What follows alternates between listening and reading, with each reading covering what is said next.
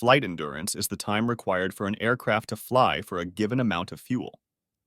But before you calculate, there are a few factors to consider, such as the usable fuel and the fuel burn.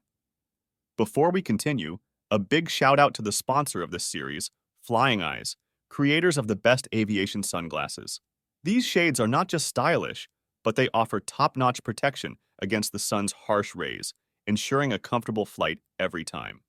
As a special treat for our viewers, Flying Eyes is offering an exclusive 10% discount on all their products. Just use the code FlightFocus or check the link in the description.